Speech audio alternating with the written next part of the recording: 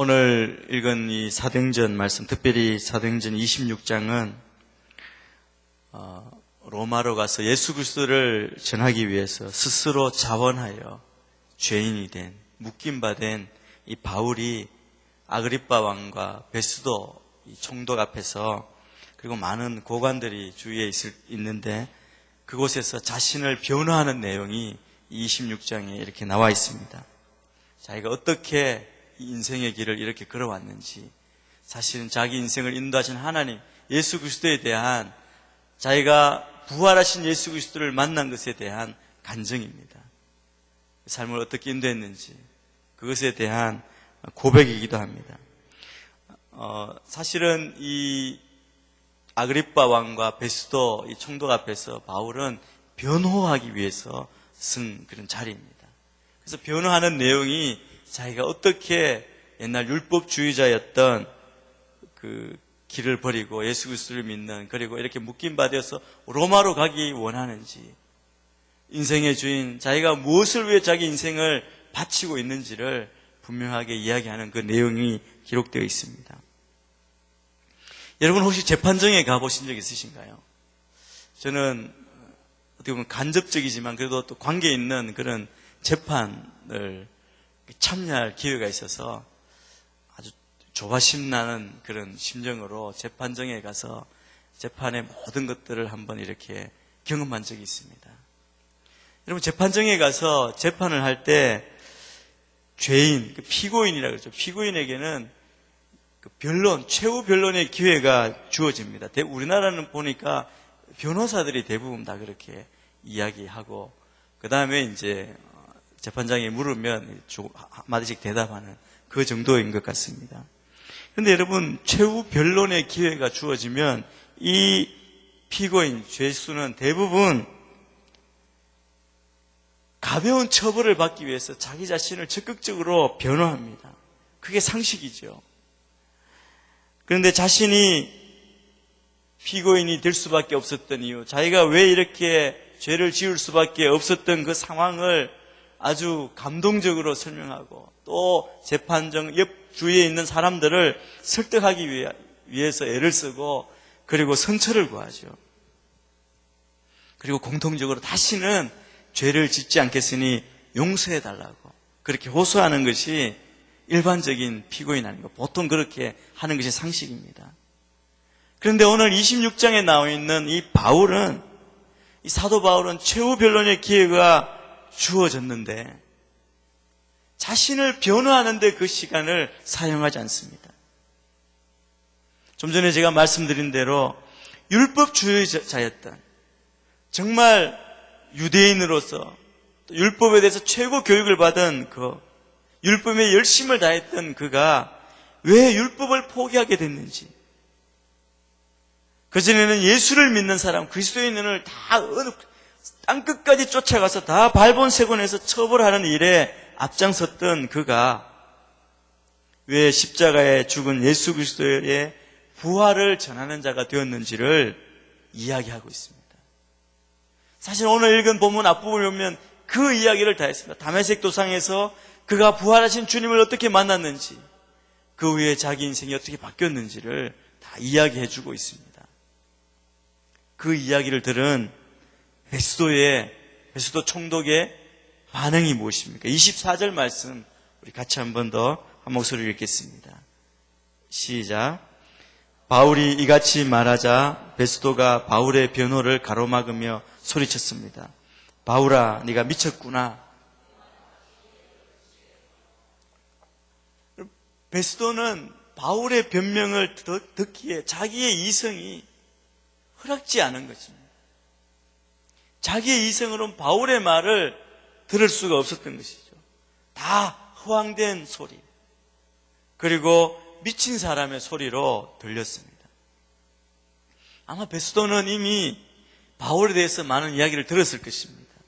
그가 변론하는 과정에 바울이 학식이 많은 사람인 것을 알았고, 그가 학문이 깊고 학식이 많음을 다른 사람들로부터 들었습니다. 그럼에도 불구하고 바울의 변명, 바울의 이야기를 하나도 이해할 수 없었고, 바울이 무엇 때문에 이런 일에 그렇게 열정을 쏟으며 스스로 죄인이 되고 그 고난을 자초하는지 이해할 수 없었습니다.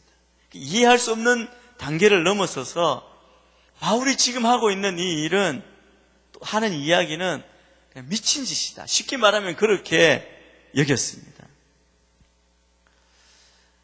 여러분, 사실 우리가 살고 있는 이 시대 현대인들은 어떤 분이 그런 얘기를 했더라고요. 온통 미친 가운데 살고 있다. 매니아가 다 됐다는 것이죠. 그런데 다 미쳤는데 무엇에 미쳐 있는가가 중요하다. 그렇게 이야기했습니다. 그런데 현대 사회를 보면 무엇에 미쳐 있냐면 잘못된 것에 미쳐 있는 사람들이 너무 많다는 것이죠. 이 땅에는 물질, 돈에 미쳐 있는 사람이 많습니다. 돈 몇 푼 때문에 살인을 하는가 하면 돈 때문에 가장 가까운 형제, 가족의 의리도 단절하는 사람이 얼마나 많은지 모릅니다. 그래서 우리가 듣기도 하고 또 경험하기도 합니다. 어떤 사람은 술에 미친 사람, 도박에 미친 사람, 심지어 춤에 미친 사람. 세상에는 그릇되게 미친 사람들이 너무나도 많습니다. 제가 말로 다 표현할 수 없는 그런 것들을 우리가 다 상상할 수 있고, 우리의 상상을 넘어서서 온갖 것에, 나쁜 것에 미쳐 있는 세상입니다. 그런데 오늘 말씀해 보면, 오늘 우리가 보는 이 바울은 올바로 미친 사람, 다시 말하면 예수님에게 완전히 미친 사람입니다. 예수 매니아입니다. 이 예수 매니아인 사도 바울을 오늘 짧은 말씀이지만 그 인생을 생각해 보면서 그가 왜 그렇게 되었는지 우리가 한번 살펴보고자 합니다. 사도 바울은 아그리빠 왕과 총독 베스도 그리고 천부장들과 많은 그 지체 높은 사람들 앞에서 진지하게 지금까지 모든 것을 다 보고했습니다. 이 베스도는 큰 소리로, 사실은 내가 미쳤구나, 이게 작은 소리를 한 게 아닙니다. 화가 나기도 하고 황당하기도 하고 도저히 이해가 안 돼서 내가 미쳤구나, 큰 소리로 바울을 미친 사람 취급을 했습니다. 여러분, 누가 우리에게 네가 미쳤구나 그러면 여러분, 우리가 어떻게 반응하겠습니까? 근데 여러분, 오늘 말씀을 쭉 보면 그렇게 소리를 치고 미친 사람 취급했음에도 불구하고 바울은 조금의 동료도 없습니다. 총독이 그렇게 화를 내면 쑥 들어가든지 잘못했다 그러든지 위축되었을 텐데, 동료했을 텐데 전혀 동료하지 않습니다. 베스도의 말대로 바울은 너희 많은 학식이 너를 미치게 했구나 하는 것처럼, 바울은 학식이 많은, 당대에 사실은 유명한 석학이라고 할 정도로 좋은 교육을 받고 인정받는, 장래가 촉망되는 사람이었습니다. 헬라의 학문, 로마의 법, 유대의 전통, 두루두루 다 통달한 사람입니다. 그가 신약에 많은 서신을 쓴 것이나 자기가 어떤 사람인지 간증한 것을 보면 우리가 그것을 알 수 있습니다. 거기에다 베냐민 지파 사람, 자기가 출신 성분도 굉장히 좋은 상당한 사람이었습니다. 그리고 그는 로마 시민권까지 갖고 있던 사람입니다. 바울의 이런 경력이면 능히 그 당시에 명예도 얻을 수 있고 높은 지위도 얻을 수 있고 부를 누릴 수 있었을 것입니다. 그러나 바울은 그 모든 것을 포기하고 네가 미쳤구나 그런 이야기를 들음에도 불구하고 조금도 동료가 되지 않았습니다. 반면에 사울이 어떤 말을 하는지 한번 들어보시길 바랍니다. 25절 말씀 같이 한번 읽습니다. 25절입니다. 시작. 바울이 대답했습니다. 베스도 각하, 저는 미치지 않았습니다. 제가 드리는 말씀은 사실이며 제 정신으로 하는 말입니다. 바울은 자기가 하는 말이 다 사실이다. 기억성경에 보면 참된 말입니다. 참말이라고 합니다. 하나도 거짓이 없이 자기 인생 가운데 자기가 왜 그 모든 특권을, 장래의 약속을 다 버리고 이 길로 갔는지 이야기한 것은 정말입니다. 누구도 부인할 수 없는 확실하다는 뜻입니다. 바울이 아직까지 자기를 변명하면서 증거한 그 내용은 다 참된 말입니다. 우리도 그것을 믿지 않습니다. 그리고 바울이 이렇게 이야기합니다. 이것은 한쪽 구석에서 행해진 것이 아니고 모든 사람이 알도록 한 것이라고. 여러분, 예수님에 관한 사건은 예수님이 이 땅에 오셔서 그냥 조용히 12제자고 산속에서 계시다가 십자가를 지신 게 아니지 않습니까? 그 당시에 처음부터 끝까지 은밀하게 이루어진 것이 아니라 모든 사람, 얼마나 많은 사람이 따랐고 그로 인해 변화되었고 그의 모든 사건을 목도했습니까? 그런데 그 증거하는 것, 그것을 미친 것이라고 이야기하는 베스도에 대해서 여러분, 바울의 반응이, 여러분, 이런 수치와 모멸 가운데서도 당당함을 가질 수 있는 이 바울의 모습을 생각해 보십시오. 아닙니다. 이것은 참말입니다. 누구도 거부할 수 없는, 모르는 당신이 어떻게 보면 무식한 것이고 어리석은 자라는 것을 분명하게 이야기하고 있습니다. 그런데 여러분, 바울은 원래부터 그런 사람이 아님을 압니다. 그가 포기한 것들 한번 생각해 보십시오. 그럼 예수 믿는 사람을 그냥 다 진멸하겠다 그랬어요. 한 사람도 없이 끝까지 가서 다 없애버리겠다. 무서운 말이죠. 이 원어 뜻을 보니까 그 원어를 사용할 때 멧돼지가 여러분 포도밭을 마구 짓밟는 거예요. 여러분, 멧돼지가 나오면 농작물 피해가 많지 않습니까? 멧돼지가 자기 먹을 것만 곱게 먹고 가나요? 아니, 다 짓밟고 다 다 뭐라 그러죠? 그냥 짓밟아 버리니까 멧돼지가 못 오도록 잡으려고 농부들이 요즘 애를 쓰지 않습니까? 바울이 표현한 말이 그런 뜻입니다. 그래서 다메섹까지 가서 자기가 잡아오겠다고 간 것이죠. 그만큼 바울의 심령 가운데는 열심히 넘쳐서 폭력적이고 잔인함까지 가졌다는 말입니다. 오죽하면 남녀 불문하고 아이도 불문하고 다 잡아다가 옥에 넣는 그 일. 그리고 스데반이 죽을 때, 순교할 때 증인으로 그 증인의 옷을 자기가 보관할 정도로 특별한 열심을 가진 앞장섰던 사람 아닙니까? 잔인한 핍박을 스스럼없이 했던 자 바울입니다. 다른 사람은 변할 수 있어도 바울은 그럴 리 없을 거라고 다 생각했던 바로 그 사람이 오늘 베스도로부터 네가 미쳤다라는 이야기를 듣는 것입니다. 그가 왜 변했습니까? 왜 이 자리에까지 와 있습니까? 그것은 갑자기 예수님이 나타나셔서 그를 사로잡으셨기 때문입니다. 바울이 주님을 찾은 것이 아닙니다. 언제 바울이 주님을 찾았나요? 주님 믿는 사람 죽이러 잡으러 가던 사람입니다. 그가 주님을 찾은 것이 아니고 예수님께서 그를 붙잡았습니다. 다메섹 도상에서 그의 인생을 송두리째 뒤바꿔 놓는 놀라운 일이 일어난 것 아닙니까? 그것을 앞에 바울이 자기 입술로 몇 번씩 간증하고 있습니다. 자기가 그토록 경멸하던 예수 그리스도를 그가 만난 것입니다. 처음에는 얼떨떨했고 이게 무슨 일인가, 왜 내가 이렇게 되었나 그렇게 느꼈을지 모르지만 나중에 예수님이 왜 자기를 갑자기 붙들고 자기 인생을 붙들고 자기 인생을 바꾸시는지 그것을 알았습니다. 그리고 난 다음에 그 마음 가운데 말할 수 없는 감격이 솟구친 것입니다. 그것을 그가 그 입술로 변호하며 그것이 너무나 큰 것이고 자기를 변호하는 것보다 이것이 더 감격적이고 그래서 전하지 않을 수 없는 그 마음으로부터 올라오는 감격이 있었기 때문에 그는 증거하고 그래서 전하기 시작합니다. 예수님을 핍박한 자기를 불쌍히 여기셔서 무조건 용서해 주시고 아울러 주님의 사도, 제자로 삼아주시고 그 영광스러운 복음을 온 세상에 전할 수 있는 그런 제자로 사도로 불러주셨다는 사실을 생각할 때 바울은 그것만 생각하면 눈물이 마를 날이 없는 것입니다.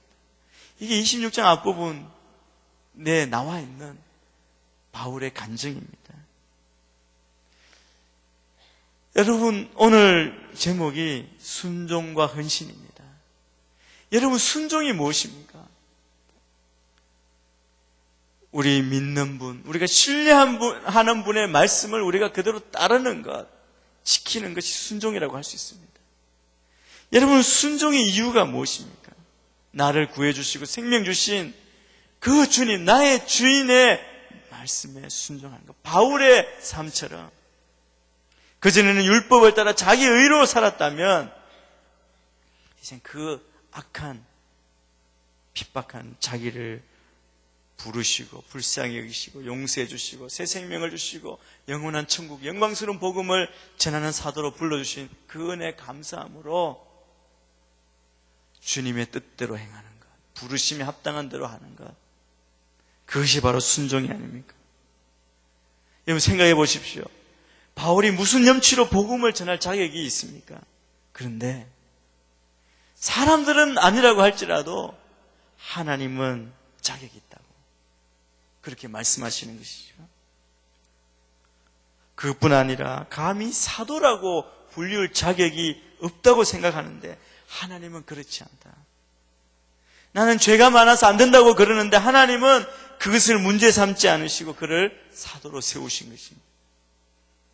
여러분, 파격적인 대우라는 말이 바로 이 바울의 인생을 보고 하는 것이, 말할 수 있는 것이죠. 연약함과 잘못한 거 다 묻지 않으시고 불문에 붙이시고 불쌍히 여겨주신 하나님의 은혜 때문에 바울은 예수님을 영접한 후에 보면 한 번도 한눈 팔지 않고 오직 주님만을 위해 한 생을 살아갑니다. 주님이 하라고 하시는데 순종하는 삶을 사는 것입니다. 그는 그 자신이 처한 어떤 자리에서도 자기가 만난 예수님을 전하는 일을 게을리하지 않았습니다. 바울이 뭐라고 하면 나는 정신 차린 말, 참된 말을 한다고 주장합니다. 여러분, 믿음 없는 사람은 복음 전하는 사람을 향해서 좀 미쳤다, 정신없다 그렇게 말하는 것, 일면으로는 어떻게 보면 당연한 일인지도 모릅니다. 왜냐하면 하나님 말씀은 우리의 이성으로 지식으로 이해할 수 있는 것이 아닙니다. 하나님의 말씀은 영이요 생명이 있기 때문에 하나님의 성령이 없이는 하나님의 말씀을 깨달을 수 없습니다. 그 복음을 들을 때 이해할 길이 없는 것입니다. 그래서 여러분, 우리가 복음을 전할 때 우리가 먼저 기도하는 것은 성령님께서 가셔서 그 심령을 먼저 만져주시고 깨닫게 해달라고 기도하고 우리가 가서 복음을 전할 때 성령님이 깨닫게 해주신 것이죠. 바울은 복음을 듣는 이방인의 태도에 대해서 고린도전서에 보면 이렇게 말씀하고 있습니다. 고린도전서 1장 22절에서 24절 말씀을 쭉 한번 같이 읽었으면 좋겠습니다. 같이 한번 읽습니다. 시작. 유대 사람은 표적을 구하고 그리스 사람은 지혜를 찾지만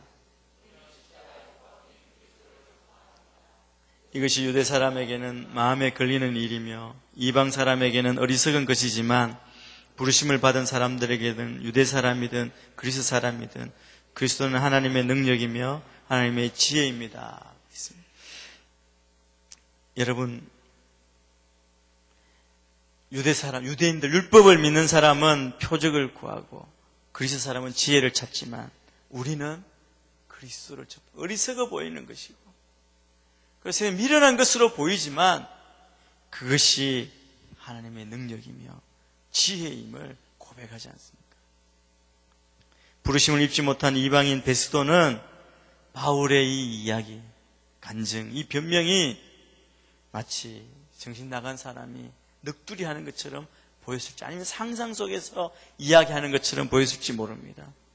그러나 바울은 베스도가 생각하는 것처럼 그런 것이 아니라 그 정신은 긴장 가운데 똑똑히 정신 차려진 가운데 뜨거운 열정을 가지고 그리스도의 부활을 증거하는 것입니다. 여러분, 신문하는 장소에 많은 사람이 바울을 보려고, 바울의 이야기를 들으려고 둘러서 있습니다. 아마 많은 사람들이 베스도의 말에 한결같이 어떻게 보면 동의했는지 모릅니다. 어떻게 그 말을 믿으란 말이냐, 그렇게 이야기했을지 모릅니다. 그리고 이렇게 생각했을지 모르죠. 저렇게 학문을 많이 가지고 있는 사람이, 저렇게 똑똑한 사람이 어쩌다가 저승이 되었나, 머리를 가로지었을지 모릅니다. 그렇게 율법에 열심히 있고 충실하던 사람이 어떻게 저렇게 쇠사슬에 매여서 죄인의 모습으로, 저렇게 비참한 모습으로 끌려서 저기 서 있나. 참으로 아까운 사람 하나 버렸다고 그렇게 생각했을지 모르지만, 여러분, 바울은 한 번도 자기 자신에 대해 조금도 그렇게 생각해 본 적이 없습니다. 26절, 27절도 계속 읽겠습니다. 26절, 27절입니다. 시작. 왕께서는 이 사실을 알고 계시므로 제가 거리낌 없이 말할 수 있습니다. 이것은 어느 한 곳에서 일어난 일이 아니기 때문에 어떤 것 하나라도 왕께서 모르고 넘어가셨을 리 없다고 저는 확신합니다. 아그리빠 왕이여, 예언자들을 믿으십니까? 왕께서 믿으시는 줄 제가 압니다. 알아듣지 못하는 베스도에게 바울이 더 이상 이야기하지 않고 그 시선을 옆에 있는 아그리빠 왕에게로 돌립니다. 여러분, 아그리빠 왕은 이 집안이 대대로 예수 믿는 사람과 원수가 된 사람입니다. 그가 누구냐 하면 그 할아버지는 헤롯 왕입니다. 헤롯 대왕이라 그러죠. 그는 예수님이 태어날 때 예수님을 죽이기 위해서 2살 이하의 아이를 무참하게 살해한 잔인한 사람입니다. 또 이 아그리빠 왕의 삼촌은 누구냐 하면 세례 요한의 목을 벤 헤롯입니다. 또 그 아버지는 야고보를 처형했고 그 사도행전에서 그 베드로를 감옥에 넣었던 사람입니다. 이 아그리빠 왕은 유대에 살았고 예수님 이야기를 들었기 때문에 이 모든 바울에게 일어난 사건의 개요를 알고 있었음이 분명했습니다. 그래서 바울은 왕을 향해서 왕은 선지자를 믿습니까? 예언자를 믿으십니까? 물었습니다. 바울은 왜 이리 질문을 했냐 하면 그가 유대인의 율법이나 그 율법을 전달한 예언자들을 알고 있기 때문에, 유대에 살고 있는 사람이기 때문에 물었습니다. 그런데 왕은 지식으로는 아니면 경험으로는 알고 있었을지 모르지만 그 역시 믿음을 가진 사람이 아니었습니다. 여러분, 본디오 빌라도가 분별력은 갖고 있었잖아요. 예수님이 죄가 없다는 걸 알고는 있었지 않습니까? 그런데 빌라도가 진리가 무엇이냐 물었지만 진리가 무엇인지 몰랐던 것처럼 이 아그리빠 왕도 바울이 전하는 복음에 대해서 어느 정도 이해는 하고 있었겠지만 믿음이 없었다는 것입니다. 그 이상 보여줄 수 없는 사람. 그리고 그에게 기회가 있었지만 세상의 명예, 세상 욕심 때문에 어리석은 길, 멸망의 길로 갈 수밖에 없는 사람이 되고 만 것입니다. 28절도 같이 읽겠습니다. 28절입니다. 시작. 그러자 아그리빠가 시간에 나를 그리스도의 사람으로 만들 수 있다고 생각하느냐. 바울의 이 질문에 왕이 즉각적으로 바울을 향해 말합니다. 너는 이 짧은 시간에, 이 개혁에는 적은 말로라고 되어 있는데, 적은 말로, 말도 별로 안 하고, 그 말에 원어 뜻은 짧은 시간이라는 뜻이 있습니다. 짧은 시간에 나를 권해서 그리스도인이 되게 하는데 전도하는구나, 뭐 그런 얘기죠. 그래서 나무랍니다. 왕의, 이 아그리빠 왕의 이런 꾸지람은 베스도가 미쳤다고 한 그 말을 아마 의식한 말인 것 같습니다. 더 듣고 싶은 호기심 때문에 그는 여러 번, 지금 이 신문은 6번째쯤 되는 신문입니다. 여러 번 신문하면서 어떤 얘기를 듣거나 궁금한 호기심을 가지고 들었지만 총독을 의식하고 그리고 세상 많은 사람들을 의식해서 그 말을 듣지 않는 것입니다. 진리를 듣지 않는 것이죠. 이 아그리파 왕은 바울의 모든 말과 변명이 자기를 그리스도인 만들려고 하는 것으로 그렇게 여겼을 것 같습니다. 29절 말씀도 또 계속 읽겠습니다. 29절입니다. 시작. 바울이 대답했습니다. 짧은 시간이든 긴 시간이든 왕뿐 아니라 오늘 제 말을 듣고 있는 모든 분들이 이 쇠사슬을 제외하고는 저처럼 되기를 하나님께 기도합니다. 바울은 왕에게 당신에게 이야기하는 시간이 짧든 길든 말이 적든 많든 당신뿐 아니라 오늘 내 말을 듣는 모든 사람도 이 매인 것, 쇠사슬을 제외하고는 결박된 것 외에는 자기와 같이 바울처럼 되기를 원한다고 기도한다고 말합니다. 이것이 바울 마음의 진실한 호소였습니다. 여러분, 우리도 그럴 때가 있지 않습니까?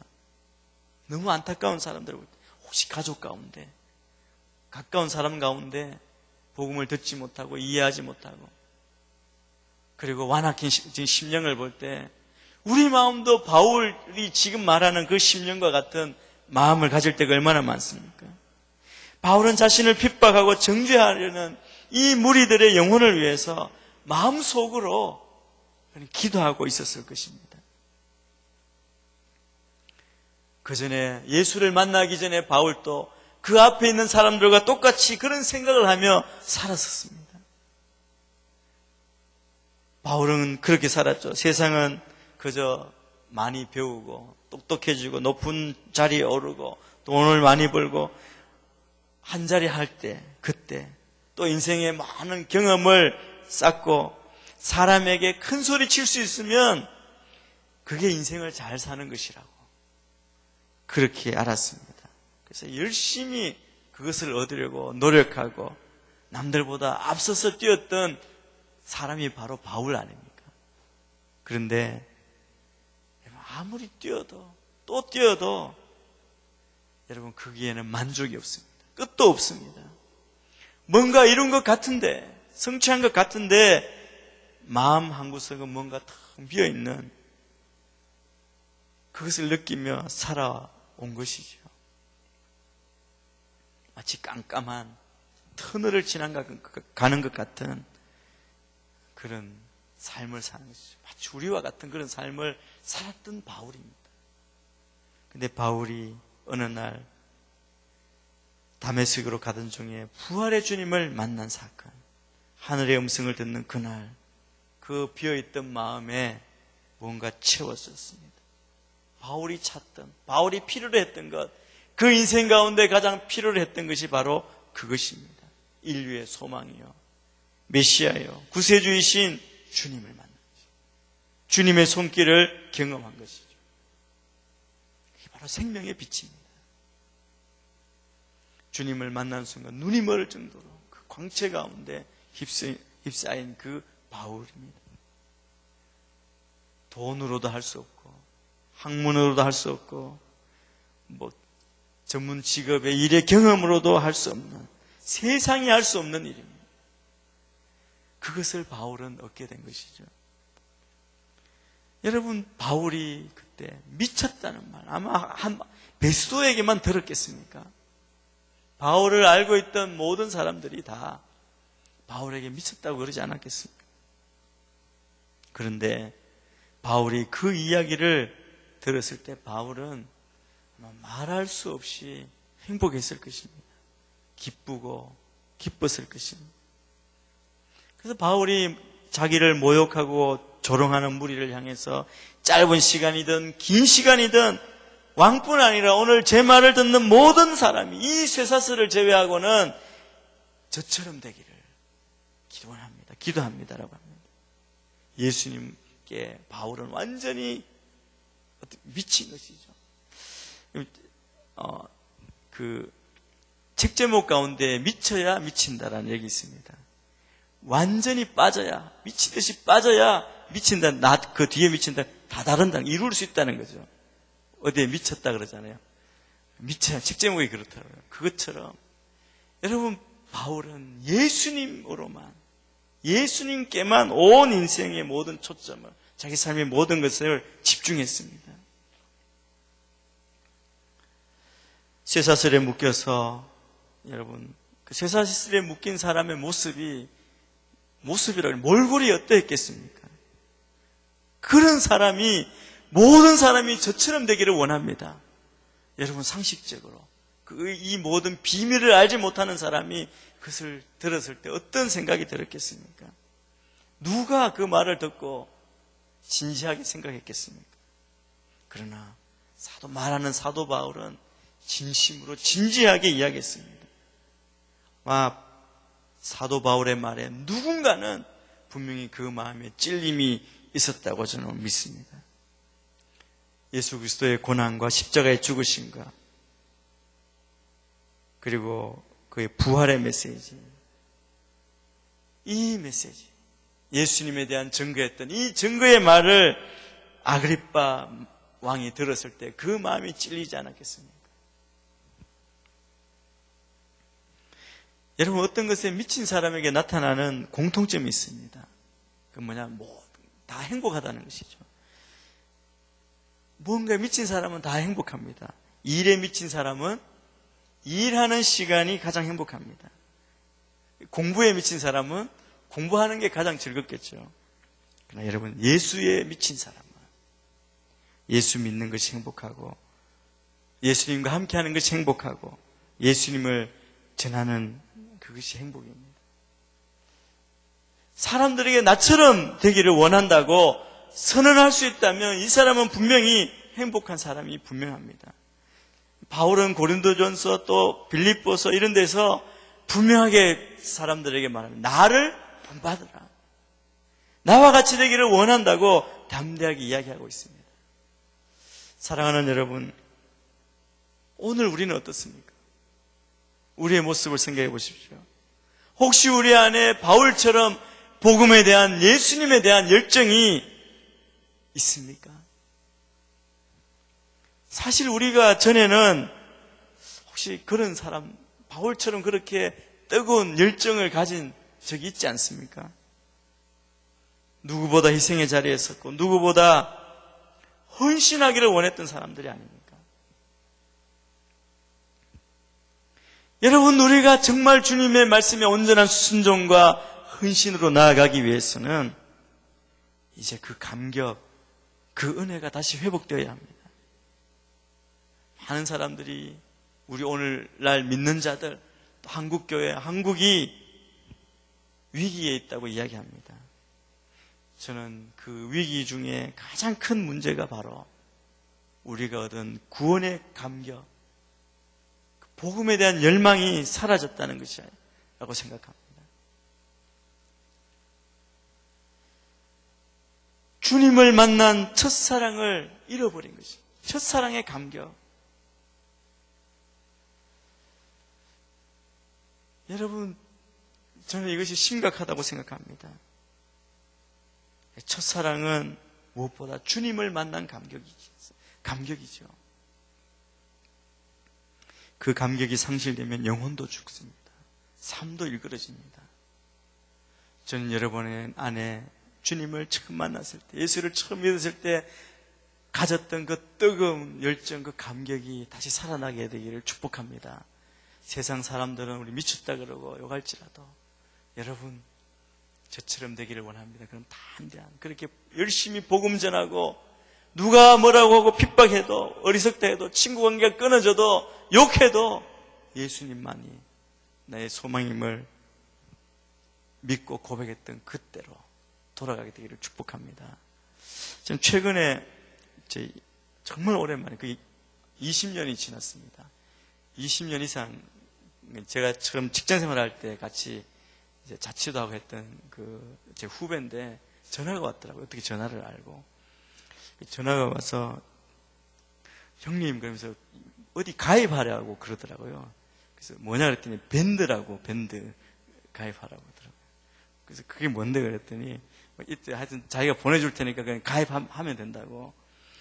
그래서 보내줘서 제가 밴드라는 곳을 가입을 했습니다.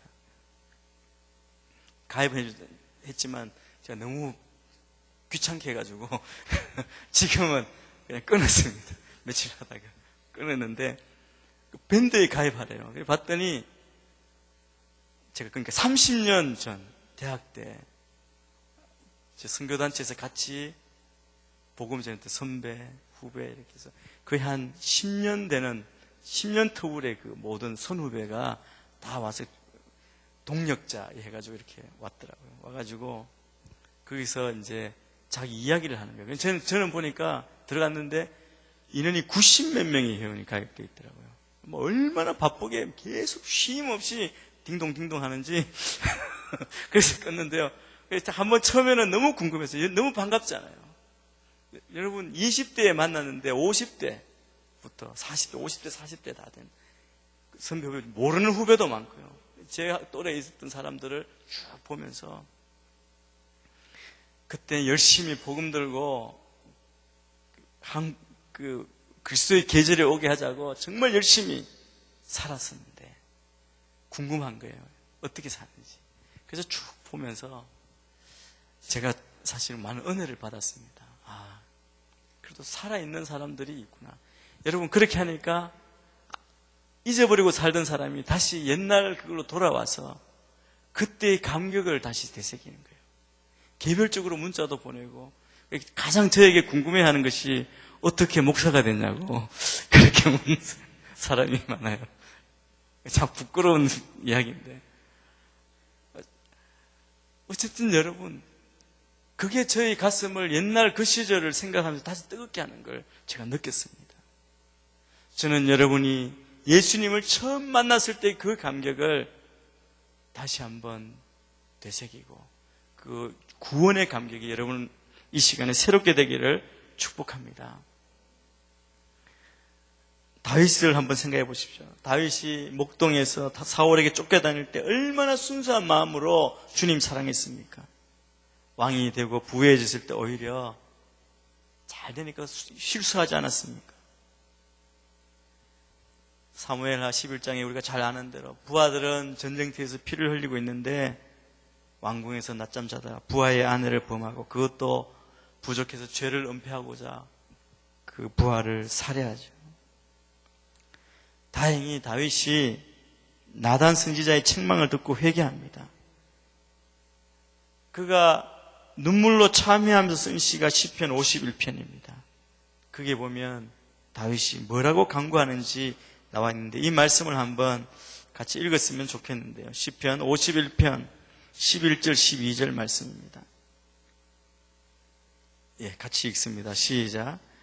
주 앞에서 나를 쫓아내지 마시고 성령을 내게서 거두어가지 마소서. 주의 구원의 기쁨을 내게 회복시켜 주시고 주의 자유로운 영으로 나를 붙들어 주소서. 주의 구원의 기쁨을 내게 회복시켜 달라고.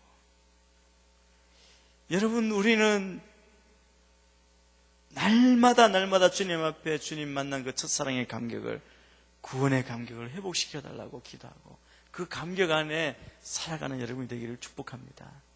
바울이 다메섹 도상에서 예수님을 만난 그 감격을 성경에 3번 정도 나옵니다. 계속 이야기할 때마다 그 가슴이 얼마나 뜨거운지 그 은혜가 얼마나 컸는지를 간증했던 것처럼 저는 여러분의 삶에 주님 만난 그 감격이 날마다 새롭게 돼서 그것을 증거하고 그것만이 이 땅의 소망이 우리 인생의 소망임을 전하는 여러분이 되기를 축복합니다.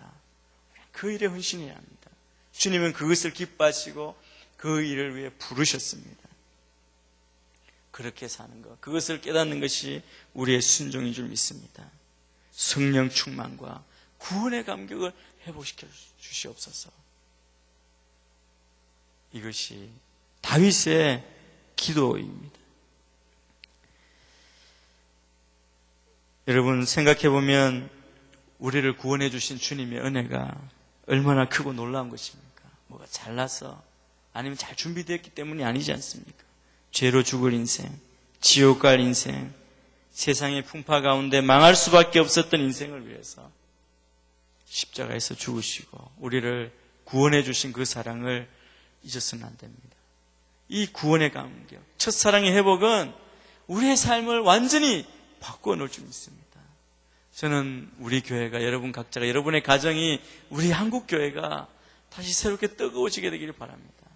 비판하고, 그리고 세상을 향하여 오히려 방어적으로 위축되는 그 모든 것에서 여러분 쇠고랑에 매였어도 담대하게 복음을 전하는 그 뜨거운 감격이 우리가 다시 우리 교회 안에, 한국 교회 안에 일어나야 할 줄 믿습니다. 우리나라에 처음 복음 전했던 토마스 선교사는 대동강변에서 성경을 들고 복음을 전하려다 40대 젊은 나이에 그냥 칼에 맞아 죽었어요. 하늘의 미랄로 그냥 대동강변에서 희생되었습니다.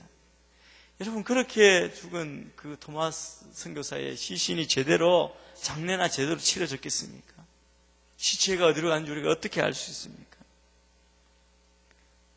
그의 삶을 보면 그는 인생을 미친 듯이 살았습니다. 왜냐하면 주님을 위해 헌신할 때, 생명을 바칠 때 하늘로부터 오는 놀라운 축복이 있다는 것을 믿었기 때문에 그렇습니다. 초창기 우리나라에도 아펜젤러 선교사님은 전라도에 복음을 전하기 위해 내려갔다가 오는 길에 목파바다에서 배가 침몰하는 바람에 익사했습니다. 세상에서 보면, 어떻게 보면 미친 짓이라고 할 수 있는 일입니다. 이 아펜젤러는 유능한 의사였습니다. 학자였습니다. 그의 인생에는 편안한 길, 안전한 길이 분명히 있었지만, 그러나 그 길을 마다하고 성경을 들고 우리 민족 위해서 복음 전도하다가 물에 빠져 죽었습니다. 여러분, 그런 분의 희생으로 우리가 복음을 두고 여기 있는 겁니다. 우리가 스스로 진지하게 한번 스스로 물어봐야 돼요. 묻고 답해야 합니다. 나는 이 구원을 위해서, 영혼을 위해서 얼마나 대가를 치를 각오를 하고 있는가? 내가 구원받았다고 하나님께서 절대 만족하신 것이 아니라 여전히 문 밖에 기다리고 계시고, 그리고 빨리 가서 하나님이 기다리는 그 양을 찾아오라고 우리를 구원해 주신 것입니다. 우리는 그 말씀, 주님이 기뻐하시는 일에 순종하고 헌신해야 할 것입니다. 영혼을 구원하기 위해서는 어느 때는 시간을 내야 합니다. 어느 때는 우리가 희생해야 하고 눈물을 흘려야 하고 품고 기도해야 합니다. 우리가 영혼을 구원하는 것이 얼마나 힘든지 우리가 다 경험하지 않습니까? 바울은 이렇게 쇠고랑에 차여서, 쇠사슬에 매여서 그래도 복음을 전합니다. 더 놀라운 것은요, 30절부터 32절까지 같이 한번 읽겠습니다. 30절, 32절까지 시작. 그러자 아그리빠 왕이 일어났고 버니게, 그리고 그들과 함께 앉아있던 사람들도 다 일어났습니다. 그들은 밖으로 나가면서 이 사람은 사형이나 징역을 받을 만한 일은 하지 않았다라고 서로 말했습니다. 아그리빠는 베스도에게 이 사람이 황제께 상소하지만 않았더라도 석방될 수 있었을 것이요 라고 말했습니다. 바울의 판결은 이 사람들이 보기에 무죄였습니다. 그러나 바울이 자신이 로마 황제 가이사에게 호소했기 때문에 로마인이었고 로마로 갈 수밖에 없게 된 것입니다. 바울은 더 어려움이 자기 인생 가운데 가중되는 것을 알았지만,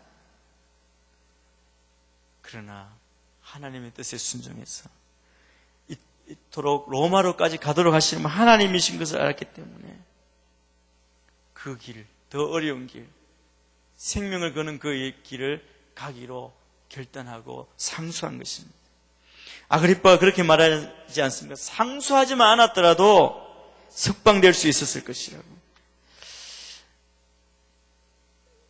바울의 모든 삶, 여러분 그 말과 생활에는 호소력이 있었습니다. 그리고 그의 모든 삶을 지켜본 사람들에게는 누구나 막론하고 바울을 인정하지 않을 수 없었던 것 같습니다. 그런데 우리는 그런 바울처럼 인정받는 삶 살고 있는지, 우리가 무엇을 어떻게 했길래 교회가 이렇게 세상 가운데 어려움을 겪고 있는지 우리가 한번 생각해 보는 시간이 되었길 바랍니다. 오늘 바울을 신문하던 자들이 바울에게 죄를 찾지 못합니다. 바울을 무죄 방면하려고 했습니다. 그런데 여러분, 여기 있던 사람들의 관심은 뭐냐면 문제가 있으면 이 문제에서 어떻게 헤쳐나오느냐, 그것이 일반 사람들의 관심이죠. 우리도 그렇지 않습니까? 우리는 기도할 때 이 문제를 놓고 기도합니다. 이 문제에서 빠져나오기 위해서. 그런데 사도 바울의 관심은 다른 데 있었습니다. 사도 바울의 관심, 지금 가지고 있는 쇠고랑에 매여 있고 쇠사슬에 매여 있고 또 감옥 생활을 지겨운 거 힘들어하고 어떻게 하면 이 감옥에서 쇠사슬에서 풀려날 수 있을까, 거기에 관심이 있는 것이 아니라 바울의 관심은 한 생명, 영원한 생명, 그것이 영원한 가치가 있는지를 묻고 그것에 대해서 말하고 있는 것이죠. 한 영혼이라도 복음을 전할 수 있다면 그곳으로 가겠다, 땅끝이라도 가겠다는 그런 결단이 있었습니다. 저는 바울과 같은 관심이 우리에게 되기를 바랍니다. 이런 문제는 벗어나면 또 문제가 있습니다. 이런 문제 없는 인생이 어디에 있습니까? 한 문제가 해결되면 또 다른 문제가 오고, 그러나 그 문제 너머에 있는 영원한 관심이 우리의 관심이 되기를 바랍니다. 그는 로마로 보내달라고 합니다. 그 길이 얼마나 어려운 길인지, 그리고 예언자들이 이야기했습니다. 그곳에 가면 속박이 있고 그리고 매임이 있을 것이라고 그렇게 이야기합니다. 그래도 바울은 가겠다고 합니다. 왜 그토록 바울이 그 험한 길을 가고자 결심했습니까? 로마서 1장 13절 말씀 한 번 더 보겠습니다. 같이 읽습니다. 13절 시작. 형제들이여, 나는 여러분이 이 사실을 모르기를 원치 않습니다. 곧 나는 다른 이방 사람들 가운데서처럼 여러분 가운데서도 열매를 맺기 위해 여러분에게 몇 번에 가려고 했으나 지금까지 길이 막혔습니다. 이 말씀을 보면 바울이 얼마나 로마로 가서 복음을 전하고 싶어 했는지 알 수 있습니다. 몇 번이나 가고자 했다. 여러 번 가고자 했다는 것이죠. 사도행전에 보면 로마로 간다는 것은 죽음의 땅으로 가는 것과 같다고 많은 사람들이 말렸습니다. 또 성령님께서도 이 사실을 바울에게 분명히 말씀했습니다. 그럼에도 불구하고 그가 그토록 로마로 가려는 이유는 단 한 가지입니다. 복음을 전하기 위해서. 한 영혼을 주님 앞으로 인도하려는 그 불타는 마음이 그를 사로잡았기 때문에 자기를 멸시하고 결박하고 핍박하는 그 고난의 현장 가운데에도 복음 전하기를 결코 주저하지 않은 자기의 삶을 온전히 헌신한 모습을 보여주고 있습니다. 저 오늘 바울의 이 신문, 그리고 바울의 인생의 고백, 그의 태도를 통해 우리 안에 온전한 하나님 앞에 온전한 삶, 하나님이 기뻐하시는 삶이 무엇인지 우리가 한번 보게 되기를 바랍니다. 그래서 우리가 구원받은 자의 그 기쁨, 감격이 다시 살아나서 다시 회복되어서 주님 앞에 온전히 순종하는 자가 되기를 바랍니다.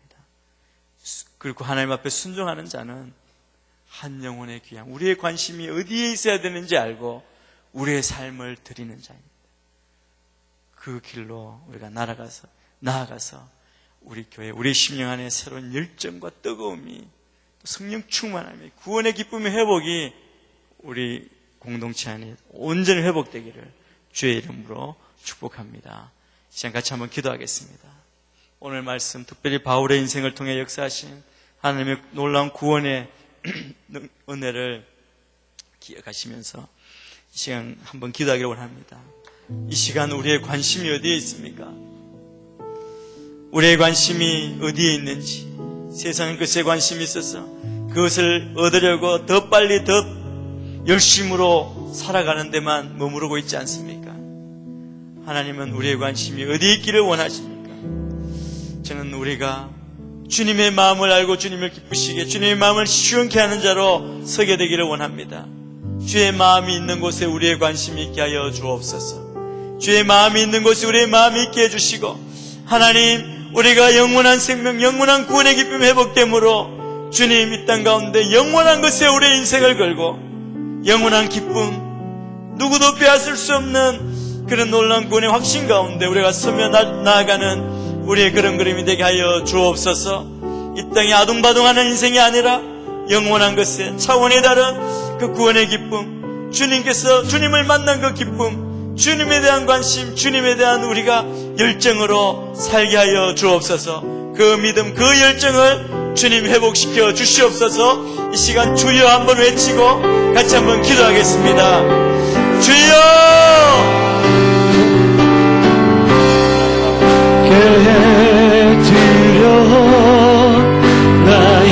하나님 아버지, 우리 안에 주님의 그 기쁨을 위하여 달려가는 인생이 되게 하여 주시옵소서. 오늘 하나님 아버지 우리에게 보여주신 놀라운 그 생명의 역사가 바울을 통하여 보여주신 구원의 기쁨 감격, 우리의 믿음의 감격, 그리고 그 사랑의 감격이 회복되어 주시옵소서. 그러나 하나님 주님의 마음에 드려 나의 삶이 주를 향해 내 유일한 사랑 되신 주께 내 삶 드리고 나의 믿음 주께 드려 나의 삶이 주를 향해 내 유일한 사랑 되신 주께 내 삶 드리 나의 믿음 주께 드려 나의 삶이 주를 향해 내 유일한 사랑 되신 주께 내 삶 드리기에 나의 믿음 주를 드려 나의 삶이 주를 향해 내 유일한 사랑 되신 주께 내 삶 드리리 나의 믿음 주께 드려 나의 삶이 주를 향해 내 유일한 사랑 되신 주께 내 삶 드리리. 우리가 주님을 기뻐하며 주의 말씀에 순종하는 이유는 그 구원의 은혜가 너무나 크기 때문입니다. 우리의 첫사랑의 감격을 회복되도록, 구원의 기쁨이 회복되도록, 또 성령으로 충만하도록 우리가 기도하며 계속 나아가길 원합니다. 특별히 고난을 두려워하지 않는 믿음을 허락하여 주시옵소서. 또한 영원한 생명, 영원한 그 구원을 바라보며 영혼 구원에 대한 열정을 주님 회복시켜 주옵소서. 그 영혼을 위하여 쇠사슬이 매인받아 로마까지 가겠다고 바울이 결단하고 헌신하였던 것처럼 우리가 영혼을 향한 하나님의 마음, 하나님의 나라를 위하여, 그 하나님의 백성의 회복을 위하여, 이 땅의 회복을 위하여 우리가 그러한 대가를 치를 정도로 하나님 그렇게 헌신하는 믿음, 주님만 바라보고 신뢰하며 나아가는 믿음의 결단이 오늘 우리 심령 가운데 있게 하여 주시옵소서. 같이 한 번 더 기도하겠습니다. 하나님 아버지, 주만이 나의 산소 내가 영원치 아니하니 구원의 그 놀라운 은혜와 그 첫사랑의 감격에 묻게 하시고 구원의 기쁨을 시켜주셔서 하나님 다시도 행복하겠던 것처럼 이 시리 오직 주만이 나의 산소 내가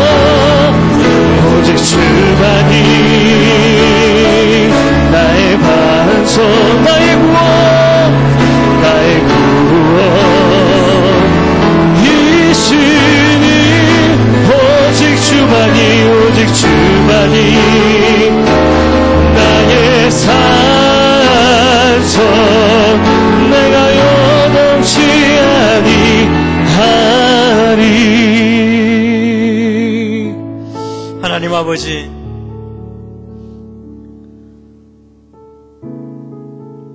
죄로 죽었던 우리를 먼저 사랑하시고 우리의 손을 붙들어 주신 그 크신 구원의 은혜 얼마나 큰지요.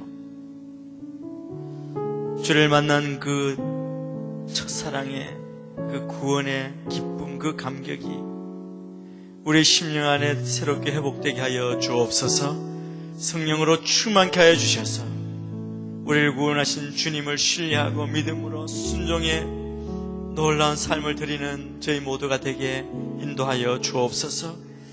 하나님, 그 구원의 기쁨, 그 감격을 가지고 이 땅의 모든 고난과 또 하나님 모든 상황을 두려워하지 아니하는 믿음을 허락하여 주시고, 하나님 주님이 사랑한 하는 영혼, 이 땅 주의 백성을 향한 주님의 마음을 알고 우리 삶을 들여 그들의 영혼을 향하여 기도하며 중보하며 그 영혼 구원에 우리가 열정을 다 쏟고 나아가는 주의 백성 되게 인도하여 주옵소서.